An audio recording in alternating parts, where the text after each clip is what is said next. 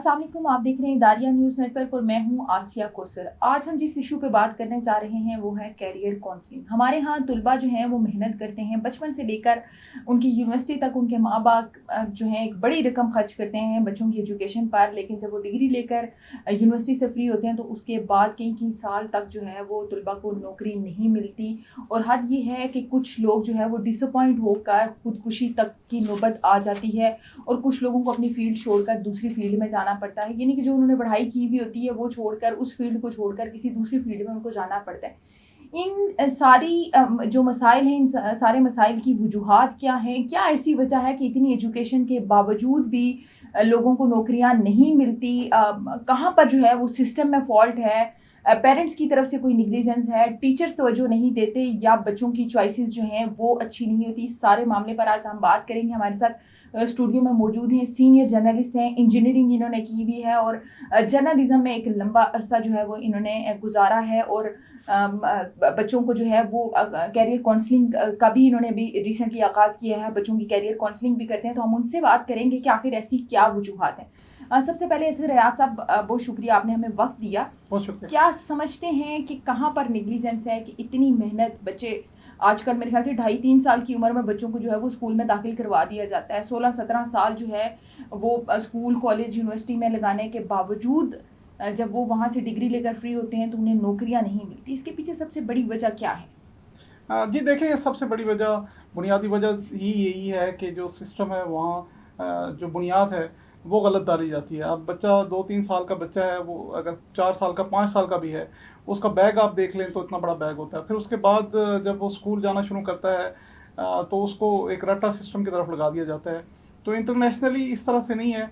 बहुत सारे ममालिक ऐसे हैं, तरक्की याफ्ता ममालिक हैं, जहाँ बच्चा स्कूल में एडमिट होता है तो वहाँ पे उसके सामने खिलौने रखे जाते हैं, उसके सामने मुख्तलिफ़ चीज़ें रखी जाती हैं, उसका इंटरेस्ट देखा जाता है। 2-3 साल, 4 साल, 5 साल तो वो इस चीज़ पर लगा देते हैं। तो इसको बुनियादी तौर पर कैरियर काउंसलिंग कहते हैं, कैरियर सिलेक्शन कहते हैं कि जब जो एक तरफ उसकी सिलेक्शन, उसका इंटरेस्ट जब देख लिया जाए तो फिर उसके बाद बच्चे को के पेरेंट्स को बताया जाता है कि आपका बच्चा ये बन सकता है, इसकी प्रायोरिटी ये है, आप इसको इस फील्ड में लेकर जाएं। तो उससे फिर बच्चा जो है वो उस तरफ, अगर पेरेंट्स उसको एडमिट करते हैं, उस कॉलेज में एडमिट करते हैं, उस तरफ तवज्जो देते हैं, तो फिर बच्चा जो है वो रोशन एक मुस्तकबिल लेकर आगे बढ़ता है। तो ये बुनियादी चीज़ है। इसमें स्कूल लेवल से ये काम शुरू हो छोटे जाता है। बच्चों में मुश्किल नहीं हो जाता डिफ्रेंशिएट करना कि कैसे पता चलेगा कि बच्चे का इंटरेस्ट क्या है? क्योंकि बच्चों की तो मुख्तलिफ इकसाम होती हैं, मुख्तलिफ तरह के बच्चे होते हैं, कोई थोड़ा शाय होता है, कोई शरारती होता है। मतलब अलग अलग वैरायटी के बच्चे जो हैं वो एक ही क्लासरूम में होते हैं, एक ही स्कूल में होते हैं। तो उनको कैसे टीचर्स और पेरेंट्स डिफ्रेंशिएट करें कि भाई ये बच्चा कौन से उसमें जाना चाह रहा है, कि इसका इंटरेस्ट कैसे पता कैसे चलेगा? ये असल में बेसिकली ये चीज़ है कि कुछ बच्चे शाय होते हैं, कुछ ज़िद्दी होते हैं, कुछ खामोश होते हैं, कुछ एक्स्ट्रा शरारती होते हैं, लेकिन वो पढ़ाई में अच्छे होते हैं। बुनियादी तौर पर कैरियर काउंसलिंग के 3 पिलर्स हैं, जिसमें स्टूडेंट काउंसलिंग, जिस पे हम फोकस करते हैं कि जी सिर्फ स्टूडेंट काउंसलिंग ही कैरियर काउंसलिंग है। टीचर काउंसलिंग भी है, पेरेंट काउंसलिंग भी है। अब एक क्लास में आप ये सोचें कि 30 से 40 बच्चे होते हैं और उसमें से फिर उनको डिफ्रेंशिएट करना होता है कि बच्चा कौन सा किस फील्ड में जाना है, कौन सा बच्चा है, उसका इंटरेस्ट क्या है। ये टीचर के लिए भी थोड़ा सा मुश्किल होता है। लेकिन पेरेंट जो है, वो पेरेंट और टीचर अगर मिल जाएं तो पेरेंट को ये पता होता है कि उनका बच्चा किस नेचर का है, वो ज़िद्दी है, शाय है, खामोश है, शरारती है, किस नेचर का। अब आप खुद ये चीज़ देख लें, कुछ बच्चे शरारती होते हैं लेकिन वो एक्स्ट्रा जीनियस भी होते हैं, कुछ खामोश होते हैं, कुछ डल होते हैं, लेकिन हर बच्चे को ट्रीट करने का एक डिफरेंट तरीका है, डिफरेंट मैकेनिज्म है। पेरेंट उस तरीके से उसको ट्रीट कर सकते हैं, टीचर को बता सकते हैं कि हमारे बच्चे की नेचर ये है, आप इसको इस तरह करके ट्रीट करें। तो इस तरह करके डिफ्रेंशिएट किया जा सकता है। अब कुछ बच्चे जो खामोश होते हैं वो पता नहीं कितने साल तक वो खामोश रहते हैं क्लासेस में, टीचर को भी नहीं पता होता, पेरेंट्स भी उस तरफ तवज्जो नहीं देते। कुछ बच्चे जो शरारती होते हैं, कुछ बच्चे जो किताब से या बुक से अपने कोर्स की स्टडीज़ के अलावा और बहुत सारी चीज़ों में और बहुत सारी स्टडीज़ वो कर रहे होते हैं, उनका इंटरेस्ट फिर उनका स्कोप बढ़ जाता है, उनका जो माइंड सेट है वो जो है वो उनका दिमाग यानी कि खुल जाता है। तो वो जो चीज़ें हैं उसमें ये डिफ्रेंशिएट करना वाकई मुश्किल है, लेकिन अगर पेरेंट्स की इन्वॉल्वमेंट होगी तो ज़रूर हो जाएगा। क्या समझते हैं वालिदैन जो हैं वो डिफरेंशिएट करना वालिदैन के लिए? क्योंकि मैंने अक्सर देखा है कि बच्चों को खिलौने की चीज़ें दो ना, तो हो सकता है कि एक बच्चे को जो है वो, अगर वो डॉक्टर्स की जो आजकल खिलौनों में किट्स आती हैं पूरी, जिसमें वो कानों में लगाने वाले वो सेंटोस्कोप्स, इंजेक्शन, इस तरह की चीज़ें जो हैं वो उन खिलौनों में दी हुई होती हैं। तो क्या मतलब इस खिलौनों के ज़रिए भी बच्चों को देखा जा सकता है, समझा जा सकता है कि बच्चों का इंटरेस्ट क्या है? जी, खिलौनों के लिए भी हो सकता है। इसके अलावा डिफरेंट जो चीज़ें देखें, इंटरनेशनली जो मामला किया जाता है वो कैरियर काउंसलिंग का है। कैरियर काउंसलिंग में कैरियर काउंसलर्स जो हैं वो भी होते हैं। कुछ टीचर्स हैं जो कैरियर काउंसलर हो सकते हैं। एक सब्जेक्ट के तौर पे कैरियर काउंसलिंग को पढ़ाया जा सकता है कि आप शुरू से ही बच्चे को पढ़ाएंगे ये फील्ड्स हैं। अब होता क्या है, डिफरेंस क्या है, फ़र्क क्या है?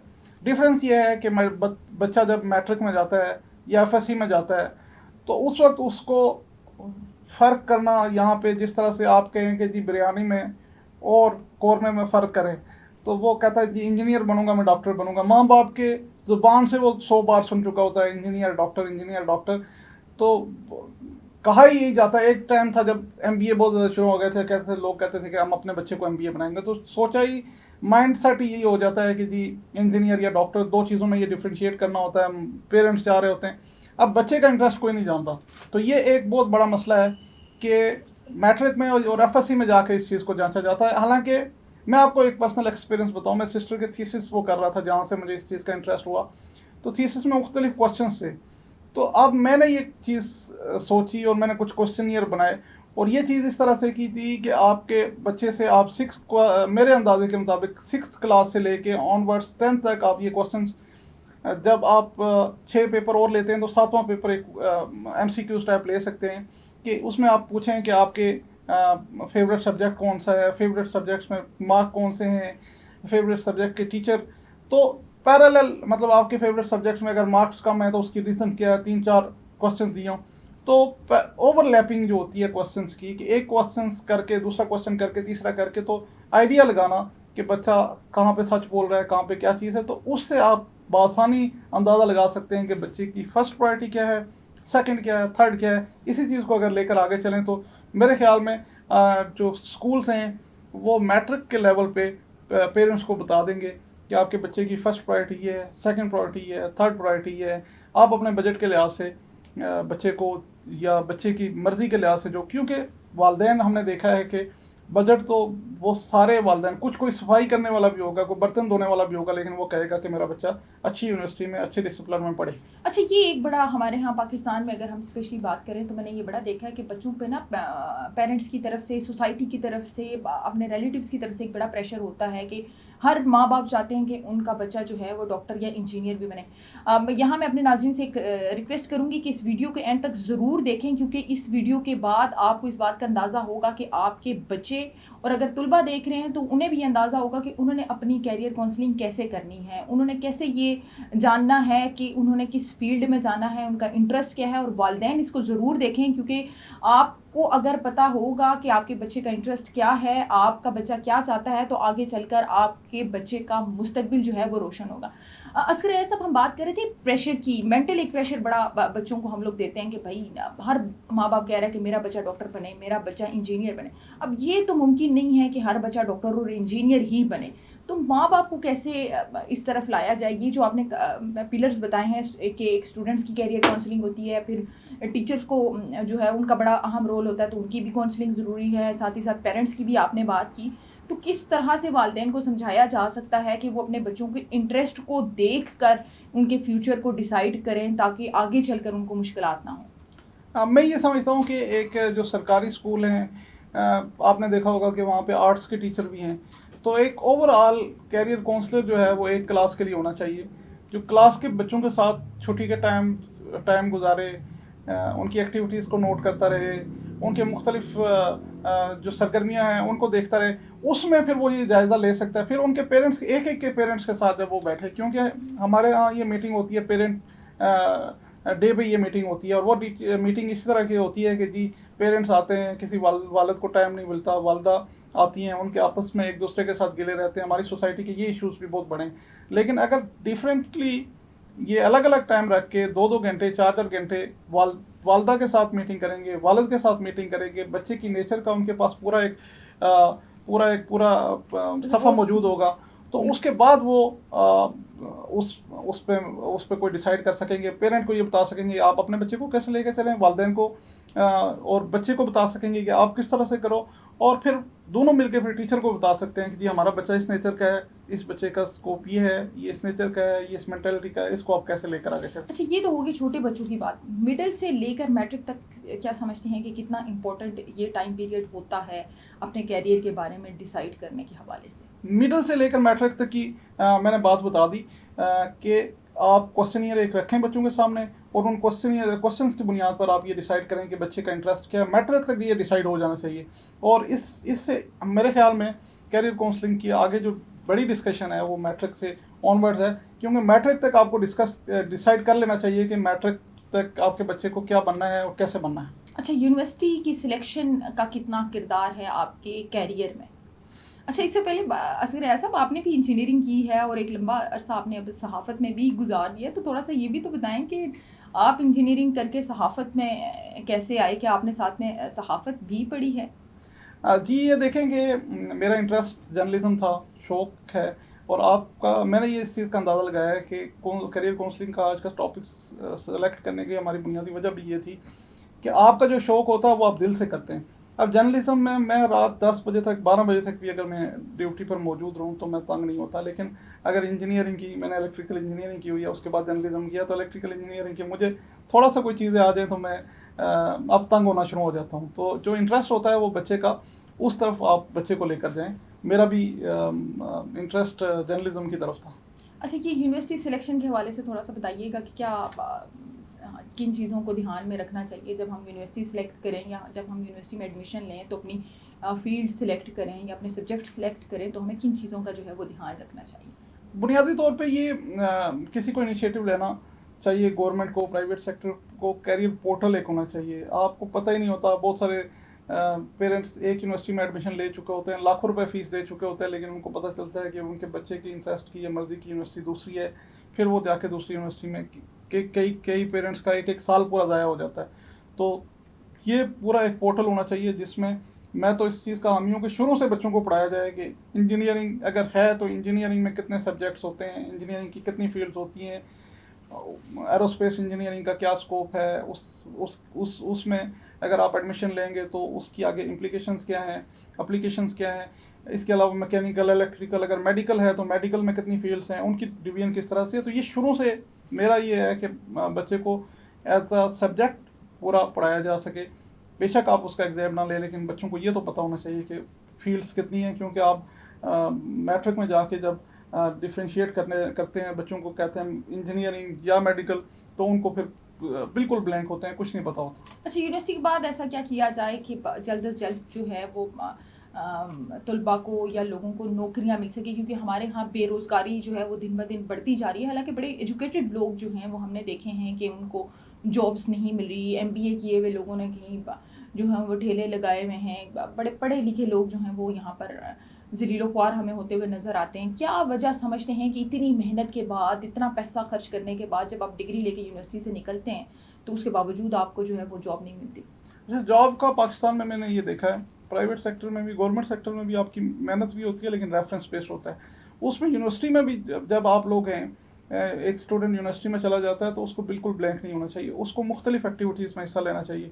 हमारे जो रजिस्ट्रार थे, हम मुख्तलिफ एक्टिविटीज़ में हिस्सा लेते थे। फ़लाँ डे है, फ्लावर डे है, फ़लाँ चीज़ है, एक्टिविटीज़, सरमनीज़, मुख्तलिफ चीज़ों में हिस्सा लेते थे। तो वो कहते थे कि जी जो बच्चे 4 GPA भी लेते हैं उनका दिमाग का एक खाना रोशन होता है, और जो बाकी एक्टिविटीज़ में होते हैं तो वो 8 खाने दिमाग के उनके मुकम्मल रोशन होते हैं। तो उसमें आपके जो सीनियर्स हैं उनके साथ लाइज़ान बन जाता है, आपकी फील्ड के लोग जो बाहर के होते हैं उनके साथ लाइज़ान बन जाता है। इन एक्टिविटीज़ में ये हिस्सा लें।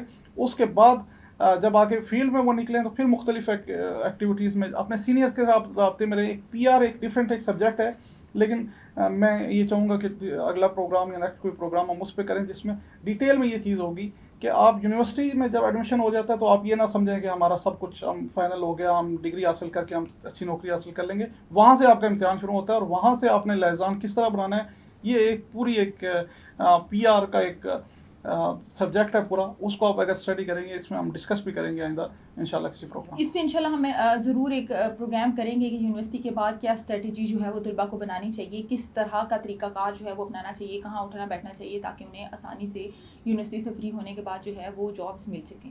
आज की इस वीडियो को बनाने का मकसद ये था कि पेरेंट्स और स्टूडेंट्स, बच्चों और वालिदैन दोनों को ये अंदाज़ा हो सके कि उन्होंने किस तरह से अपने फ्यूचर को लेकर चलना है और उन्होंने फ्यूचर में क्या करना है। वालिदैन से हमारी ये रिक्वेस्ट है कि हर जो बच्चा है वो डॉक्टर या इंजीनियर नहीं बन सकता। बच्चों को वो करने दें जिसमें वो खुश हैं, जिसमें उनका इंटरेस्ट है। अगर वो अपने इंटरेस्ट की चीज़ करेंगे तो वो यकीनन उसमें जो है वो कामयाब होंगे। फिर चाहे वो कोई छोटा सा सेटअप हो, कोई रेडी लगाई हो उन्होंने, कोई जॉब हो, इंजीनियरिंग की हो या कुछ भी किया हो, अगर वो अपने इंटरेस्ट के साथ करेंगे तो यकीनी तौर पर जो है वो उनका मुस्तकबिल रोशन होगा। और अगर मुस्तकबिल रोशन ना भी हुआ तो एक मेंटल सेटिस्फेक्शन जो होती है, जो एक साइकी होती है बंदे की, एटलीस्ट मेंटली जो है वो बच्चे सेटिस्फाई रहेंगे। बच्चों से भी हमारी दरख्वास्त ये है कि कोई भी फील्ड चूज़ करने से पहले ये मत देखें कि अगर फ़लाँ ने इंजीनियरिंग कर ली है तो उस का कैरियर ब्राइट है, तो ये ज़रूरी नहीं है कि अगर आप इंजीनियरिंग कर लेंगे और आपका इंटरेस्ट भी नहीं है तो आपका उसमें फ्यूचर ब्राइट है। ऐसा नहीं होता। आप वो करें जो आपका दिल करता है, पढ़ें, एजुकेशन हासिल करें, लेकिन एजुकेशन वो हासिल करें जो आगे चलकर आपको मुस्तकबिल में काम आए। ऐसा ना हो कि आपने डिग्री कोई और की है, उसकी आपको जॉब ना मिले, फिर आप कोई और फील्ड में जाएं और वहाँ पर भी जो है वो काम ना कर पाएँ। तो एहतियात करें। स्पेशली यूनिवर्सिटी स्टूडेंट से मेरा ये रिक्वेस्ट है कि जब आप यूनिवर्सिटी में एडमिशन लें तो बहुत सोच समझ के, वालिदैन के साथ बैठ के मशवरा करके, और वालिदैन भी बच्चों पर चीज़ों को इम्पोज करने के बजाय उनका इंटरेस्ट देखें कि वो किस तरफ जो है वो जाना चाहते हैं, उनका इंटरेस्ट क्या है और वो आगे फ्यूचर में क्या बनना चाहते हैं।